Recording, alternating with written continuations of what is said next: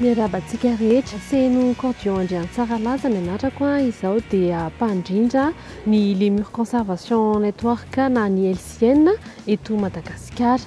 Ny asanay eo anivon'ny Lemur Conservation Network dia ny mampahafantatra sy mampitambatra ireo olona na vondron'olona na fikambanana maneran-tany ary indrindra izay eto Madagasikara ny asa sy ny ezaka tsara rehetra ataon'ny zareo momba ny fiarovana ny varika.